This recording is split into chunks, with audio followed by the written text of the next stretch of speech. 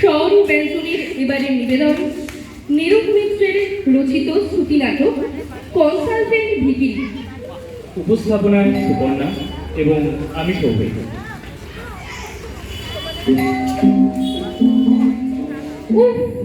স্নান করে আস্তে আস্তে আবার কেউ এসে ঝুঁকলো, এখন ঠাকুর পুজো হয়নি। কি ব্যাপার, কি চাই?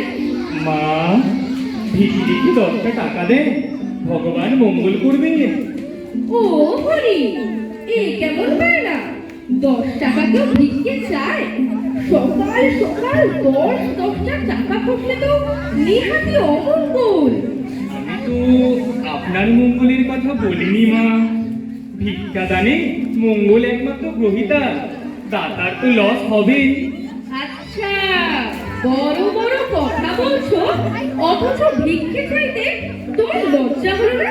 লজ্জা? লজ্জা সম্পূর্ণ ত্যাগ না করলে নাগা সন্ন্যাসী বা ভিখিরি হওয়া যায় না মা। তাছাড়া ঠাকুর রামকৃষ্ণ বলেছেন না, লজ্জা, ঘৃণা, ভয় 3 থাকতে নয়। ও বাবা, ঠাকুর রামকৃষ্ণের বাণীও তোমার জানা আছে? কেন থাকবে না? এটা ইনফরমেশন টেকনোলজির যুগ, সবাইকে খবরাখবর রাখতে হয়। ভিক্ষার লাইনে আছে বলে কি মুক্ত থাকতে হবে মা? তাই বলি একেবারে 10 টাকা ভিক্ষে চাইবে? কি করবো মা, বাজারের যা অবস্থা, তাই এই ব্যবস্থা। ওরকমই চলে না যে মা। হ্যাঁ, বলো কি?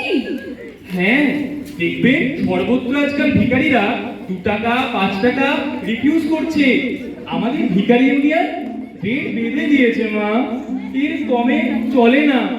এর থেকে যদি কমেনি তবে মেম্বারশিপ কাটা যাবে।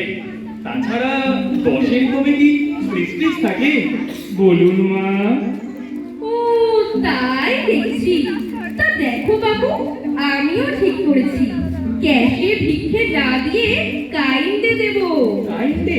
হ্যাঁ, মানে কাইন্ডে তো কাইন্ডনেস, ঠিক আছে, তেমন হলে কনসিডার করতে পারি। এ নাও 5 টাকা দিচ্ছি, একটা কেক কিনে খাও তো। কেক? আর কত কেক খাবো মা? হ্যাঁ, আসলে কিছুটা সস্তা হয় বলে আপনার মতো কেউ কেউ কাইন্ডেই সারতে চায়। সকাল থেকে 5টা কেক খাওয়া হয়ে গেছে, এবার যে পেটটা ছেড়ে দেবে। কি সর্বনাশ, ভরা পেটে ভিক্ষে! তুমি তো দেখছি ভিক্ষের এথিক্সটাই হেনস্থা করে ছাড়লে। মা, শুধু পেট ভরলেই কি ভিক্ষের প্রয়োজন পুরোই? ভবিষ্যতের জন্য সঞ্চয় করতে হবে না? কি কেলেঙ্কারি, সঞ্চয় করতেও পরের টাকা? ছি, কারুকে পর ভাবতে নেই। পর ভাবে না বলেই তো দেশ জুড়ে এরকম তোলা আদায়ের ব্যবস্থা গড়ে উঠেছে। তাছাড়া শ্রী শ্রী মা বলেছেন, কেউ পর নয়, জগৎ তোমার। ওরে বাবা, এমন জ্ঞান পাবে ভিখিরি আমি জন্মে দেখিনি। মা, স্বয়ং কাল মা বলছে, আমাদের মতো বঞ্চিতদের উচিত ধনীদের কাছ থেকে কেড়ে নেওয়া। আমি তো কেড়ে নিনি, চেয়ে নিচ্ছি। আপনি রাগ করছেন কেন মা? রাগ করবো না? হ্যাঁ, রাগ করবো না? এমন হাট্টা হাট্টা চেহারা তোমার, চেয়ে খাবে কেন? কাজ করে উপার্জন করতে পারো না? কাজ করে উপার্জন করা তো পশ্চিমবঙ্গে অনেক কাল উঠে গেছে। সর্বত্র কর্মচারীদের দল মত নির্বিশেষে একটাই স্লোগান, আসি যাই বেতন পাই, কাজ করলে উঠতে চাই। তা শুনি বই কি, এই করেই তো দেশটার গোল্লায় গেল। তাছাড়া কাজ যে করবো, কাজ কোথায়? বাংলায় যদি কাজ থাকতো তাহলে কি এরকম হাজারে হাজারে বেকার থাকতো? আচ্ছা, বিপদে পড়েছি। চাকরি করতে হবে কেন? নিজেও তো একটা ছোটখাটো কাজ করতে পারো নাকি? তা পারি, তবে এদেশে আত্মনির্ভর হওয়ার 2টি মাত্র উপায়, ডাকাতি আর ভিক্ষে। তো ডাকাতির মতো ভয়ঙ্কর প্রফেশনে না গিয়ে ভিক্ষাবৃত্তি বেছে নিয়েছি। এ কি অপরাধ হলো মা? ওহে ওহে শোনো, তোমার সাথে কথায় পারা যাবে না। তুমি কি কখনো কোনো কাজ করনি? কেন করবো না? ভিক্ষাই তো কোয়াইট নোবেল প্রফেশন, একটি হার্মলেস স্বনিযুক্ত প্রকল্প। আমি বলছি, তুমি কি ভিক্ষে ছাড়া কোনো কাজ করনি? মানে কোনো সোশ্যাল ওয়ার্ক জাতীয়? কেন মা, ভিক্ষাই তো একটা রেসপেক্টেবল সোশ্যাল ওয়ার্ক। কি বললে? ভিক্ষে সোশ্যাল ওয়ার্ক? হ্যাঁ, ভেবেই দেখুন, লোকে পুণ্য অর্জন করতে দেশ দেশান্তরে ছোটে, তাতে যেমন খরচ তেমনই পথশ্রম। আমি সেই সব পুণ্যলোভীদের ট্রাভেলিং ট্রাভেলস ও ইউজলেস এক্সপেন্ডিচার কমিয়ে পুকুটে পুণ্যার্জন করতে সাহায্য করি। সের ভিক্ষে দিয়ে অনায়াসে অনন্ত স্বর্গের পাসপোর্ট। বলুন ঠিক বলেছি কিনা মা?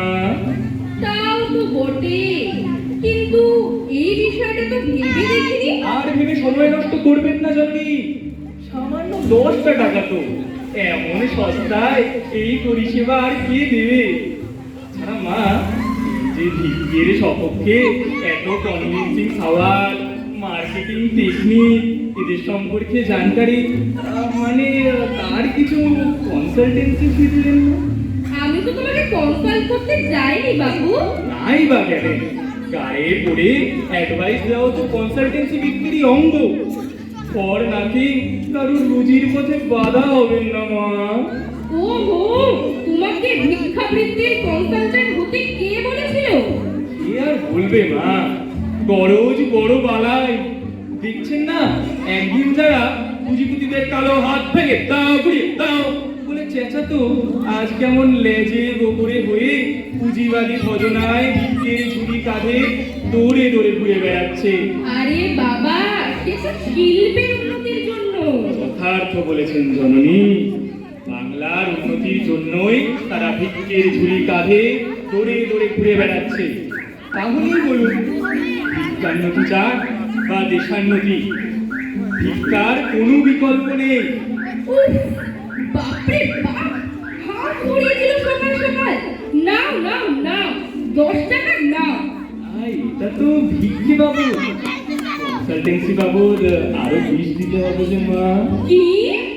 বেশ বেশ, তোমার হাত থেকে রেহাই পাওয়ার জন্য নাও, আরো 20 দিচ্ছি। সব শুধু 30 টাকা খরচা গেল সকাল সকাল। কি বাবা, গচ্ছা বলবেন না, এই আপনার আশীর্বাদ। তাই হোক, আশীর্বাদ নিয়ে এবার বিদায় হও তো তুমি। থ্যাংক ইউ মা জননী, আপনাদের দয়া মায়ার কোলে আমাদের বার বৃদ্ধি। এমন করে চিরবিদায় নিয়ে কোল ছাড়া করবেন না মা। টাটা, বাই বাই, আবার যেন দেখা পাই। নমস্কার।